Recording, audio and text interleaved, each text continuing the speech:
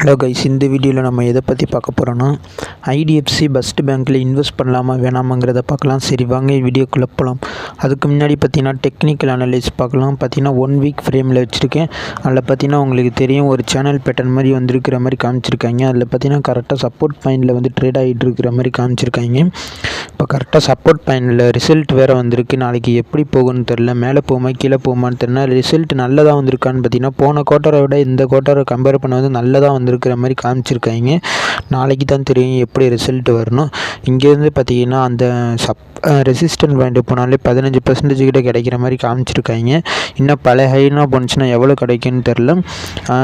அதுவும் இல்லாமல் பார்த்திங்கன்னா இந்த சேனல் பேட்டர்ன் இந்த ஸ்டாக்குக்கு ஒரு வரலாறு இருக்குது. அதாவது பார்த்திங்கன்னா கீழே போய்கிட்டே இருக்கும், சடனாக ஒரு பிரேக் வந்ததுக்கப்புறம் மேலே போயிருக்கும். நான் ஒரு மாதிரி கோடு போட்டிருக்கேன்னா இங்கே பார்த்திங்கன்னா தெரியும், கீழே போய்கிட்டே இருந்திருக்கு, பிரேக் ஆனதுக்கப்புறம் மேலே போயிருக்கு. அதேமாரியே பார்த்திங்கன்னா இங்கேயும் ஒரு டைமில் பார்த்திங்கன்னா கீழே ட்ரேட் ஆகிட்டு இருந்திருக்கு, பிரேக் ஆனோன்னு மேலே போயிருக்கு. இங்கேயும் பார்த்திங்கன்னா ஒரு ப்ளூ கலர் கோடு போட்டிருக்கேன்னா அதில் பார்த்தாலும் தெரியும் அப்படியே ஒரே கோட்டில் வந்து கீழே போயிட்டுருக்கு. எப்போ பிரேக் ஆனிச்சோ அதுக்கப்புறம் மேலே போயிருக்கு. அதே மாதிரியே பார்த்திங்கன்னா இங்கேயும் அதே மாதிரி தான் அப்படியே கீழே போய்கிட்டே இருக்கா. அதுக்கப்புறம் பார்த்திங்கன்னா பிரேக் ஆனதுக்கப்புறம் எவ்வளோ தூரம் போயிருக்குன்னு பாருங்கள். 100 ரூபாய்க்கிட்ட கரெக்டாக போகணுச்சுன்னு நினைக்கிறேன். 100 ரூபாய்க்கிட்ட போனதுக்கப்புறம் மறுபடியும் பார்த்திங்கன்னா இப்போ கீழே போய்கிட்டே இருக்குது. மறுபடியும் பிரேக் ஆகுமா என்னான்னு தெரில. பிரேக் ஆனால் தான் பார்த்திங்கன்னா அந்த 100 ரூபாய்க்கிட்ட போகும்னு நினைக்கிறேன். எப்போ பிரேக் ஆகும்னு நமக்கே தெரியாது. இந்த ஸ்டாக்கில் நீங்கள் எந்த ப்ரைஸில் வந்து வாங்கி வச்சுருக்கீங்கிறதையும் மறக்காமல் கமெண்ட்டில் சொல்லுங்கள்.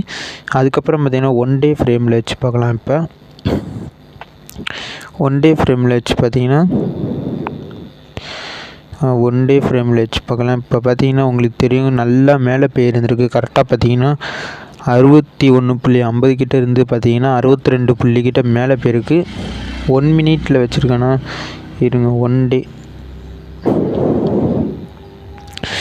டே இதில் வச்சு பார்க்கலாம். பார்த்திங்கன்னா கரெக்டாக பார்த்திங்கன்னா உங்களுக்கு 1 டேயில் வச்சு பார்த்தா தான் தெரியும்.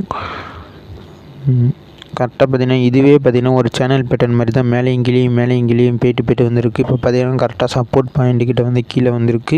இன்னும் கீழே போகணும்னு நினைக்கிறேன். நாளைக்கெல்லாம் கீழே வந்துச்சுன்னா கரெக்டாக சப்போர்ட் பாயிண்ட் பார்த்திங்கன்னா கரெக்டாக 60 கிட்ட இருக்குது. 60 கிட்ட டச் ஆனதுக்கப்புறம் மறுபடியும் மேலே போணுச்சுன்னா நல்லாயிருக்கும். நீங்களும் சரி நீங்கள் எந்த ப்ரைஸில் வாங்கி வச்சுருக்கீங்கிறதையும் மறக்காமல் கமெண்ட்டில் சொல்லுங்கள். நான் பார்த்திங்கன்னா 65 கிட்ட இருக்குது. இன்னொரு 65 கிட்ட பார்த்திங்கன்னா ஆவரேஜ் பண்ணி வச்சுருக்கேன். இப்போ குவார்ட்டர்லி ரிசல்ட் பார்க்கலாம். அதாவது பார்த்திங்கன்னா ரிசல்ட் வந்திருக்கு. நேற்று தான் பார்த்திங்கன்னா ரிசல்ட் சொல்லியிருக்காங்க. அதில் நம்ம குவார்ட்டர்லி ரிசல்ட் பார்க்கலாம். மார்க்கெட் கேபிட்டல் பார்த்திங்கன்னா 45,585 கோடியாக இருக்குது. அதுக்கப்புறம் ROC பார்த்திங்கன்னா 6.93 தான் இருக்குது. லாஸ்ட்டு 1 இயராக PE ரேஷியோ பார்த்திங்கன்னா இருக்கிறதுலே இப்போ தான் பார்த்திங்கன்னா ரொம்ப கீழே போயிருக்கு. மீடியன் PE விட கம்மியாக இருக்குது. கரெக்டாக மீடியன் PE கிட்ட ட்ரேட் ஆகிட்டு இருக்குது. லாஸ்ட்டு 1 இயர் இதில் பார்க்கலாம். பார்த்திங்கன்னா மீடியன் PEயோட அதிகமாக தான் ட்ரேட் ஆகிட்டு இருக்குது. பார்த்திங்கன்னா மீடியன் PEலன்னு பார்த்திங்கன்னா 18.2 லாஸ்ட்டு 1 இயராக பார்த்திங்கன்னா இப்போ அதோட மேலாக்கில் தான் ட்ரேட் ஆகிட்டு இருக்கிற மாதிரி காமிச்சிருக்காங்க. அதுக்கப்புறம் பார்த்திங்கன்னா குவார்ட்டர் ஆன் குவார்ட்டர் ரிசல்ட் பார்க்கலாம். டிசம்பர் 2024 அதோட ரெவென்யூ பார்த்திங்கன்னா 9,343 வந்திருக்கு. எக்ஸ்பென்ஸ் பார்த்திங்கன்னா 6,260 வந்திருக்கு. அதர் இன்கம் பார்த்திங்கன்னா 1,780 வந்திருக்கு. நெட் ப்ராஃபிட் பார்த்திங்கன்னா 340 இருக்குது. அதாவது பார்த்திங்கன்னா போன குவார்ட்டரோட கம்பேர் பண்ணி பார்த்திங்கன்னா அதிகமாக இருக்கிற மாதிரி காமிச்சிருக்காங்க. இதே பார்த்திங்கன்னா போன இதோட கம்பேர் பண்ணிங்கன்னா 732 வந்திருக்கு. இப்போ பார்த்திங்கன்னா 340 இருக்குது. அப்படியே பாதி இதுக்கிட்ட குறைஞ்சிருக்கு. இயர் ஆன் இயரில் பார்த்திங்கன்னா டிசம்பர் 2023 2024ஓட கம்பேர் பண்ணிங்கன்னா 732 கிட்ட இருந்தது. அப்படியே பார்த்திங்கன்னா 340 இருக்குது. அப்படியே பாதிக்கிட்ட இதாக இருக்குது. இப்போ பார்த்திங்கன்னா போன குவார்ட்டரோட கம்பேர் பண்ணும்போது பார்த்திங்கன்னா நல்லாயிருக்கு. ஏன்னா போன இயரோட கம்பேர் பண்ணும்போது பாதியாக குறைஞ்சிருக்கு. நாளைக்கு எப்படி ட்ரேட் ஆகுங்கிறது நம்மளால் கணிக்க முடியாது. எனக்கு என்னமோ கீழே தான் ட்ரேட் ஆகும்னு நினைக்கிறேன். நீங்கள் என்ன நினைக்கிறீங்கிறதை மறக்காமல் கமெண்ட்டில் சொல்லுங்கள். ஈக்விட்டி எதுலேயுமே மாற்றமே இல்லை. டிசம்பர் 24 பார்த்திங்கன்னா ப்ரொமோட்டர்ஸ் பார்த்திங்கன்னா 0.0 ஆயிடுச்சு. மக்கள்கிட்ட தான் பார்த்திங்கன்னா 47% கிட்ட இருக்குது. மக்கள்கிட்ட 47% கிட்ட இருக்கிற மாதிரி காமிச்சிருக்காங்க. ஃபாரின் இன்வெஸ்டர் 27 கிட்ட இருக்குது. டிஐஸ் பார்த்திங்கன்னா 16 கிட்ட இருக்குது.